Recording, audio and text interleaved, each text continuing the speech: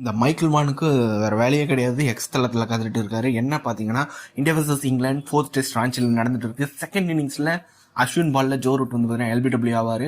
அந்த எல்பிடபிள்யூ வச்சு இப்போ வந்து கதறிட்டு இருக்காரு. மைக்கேல் வான் லெஜெண்ட் தான். இருந்தாலும் அவர் வந்து பார்த்தீங்கன்னா சோசியல் மீடியாவில் கொஞ்சம் இந்த மாதிரி தான் பண்ணிட்டு இருப்பார்.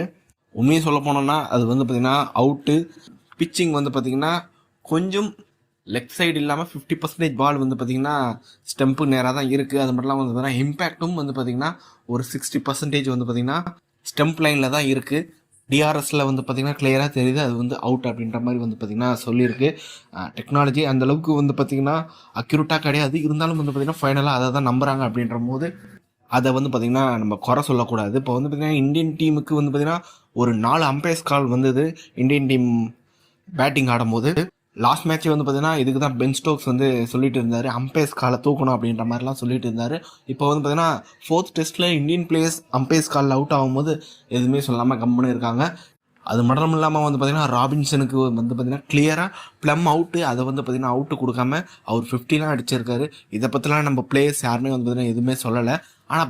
ஆனால் இங்கிலாந்துக்கு வந்து பார்த்தீங்கன்னா இது மாதிரி ஒரு விஷயம் நடந்தால் அதை ஒரு பெரிய விஷயமாக்கி அதை ஒரு பூதாகரமாக ஆக்கிடுறாங்க. முக்கியமாக செகண்ட் டெஸ்ட்டில் வந்து பார்த்தீங்கன்னா ஜாக் ராலிக்கு ஒரு எல்பிடபிள்யூ வந்து குல்டிபி அது ஓவரில் நடக்கும். அதை வந்து பார்த்திங்கன்னா ட்ரெஸ்ஸிங் ரூமில் பரபரப்பாக அது ஒரு பூத கண்ணாடி வச்சு தான் பார்க்கல. அவங்க அந்தளவுக்கு வந்து பார்த்திங்கன்னா பரபரப்பாக பார்த்துட்டு இருந்தாங்க. அதே மாதிரி இப்போது ஜோ ரூட்டோட அவுட்டை வந்து பார்த்திங்கன்னா அவங்களால அக்செப்ட் பண்ணிக்க முடியல. அதே மாதிரி வந்து பார்த்திங்கன்னா ட்ரெஸ்ஸிங் ரூமில் பரபரப்பாக அது ஒரு எல்பிடபிள்யூ ரிவ்யூவை வந்து பார்த்திங்கன்னா ஏதோ ஒரு குறை கண்டுபிடிக்கணுன்னே பண்ணிகிட்டு இருக்காங்க. அம்பையர்ஸ் கால்ன்றது இன்றைக்கி உங்களுக்கு சாதகமாக போகலாம், நாளைக்கு வந்து உங்களுக்கு சாதகமாக போகாமையும் இருக்கலாம். அப்படின்ற போது அது ஒரு 50-50 தான். அம்பையர்ஸ் வந்து பார்த்திங்கன்னா வேணும் டைம் சொல்ல போகிறது கிடையாது. இருந்தாலும் England fans and England players, முக்கியமாக ஃபேன்ஸுலாம் மோஸ்ட்லி அப்படி தான் இருப்பாங்க. ஆனால் இங்கிலாந்து பிளேயர்ஸ் அதுக்கப்புறம் ரிட்டையர் ஆடின பிளேயர்ஸ்லாம் வந்து பார்த்திங்கன்னா அது ஒரு பெரிய விஷயமாக ஆக்குறாங்க. ஒரு விஷயத்தில் இந்தியன் டீமை நம்ம பாராட்டி ஆகலாம்.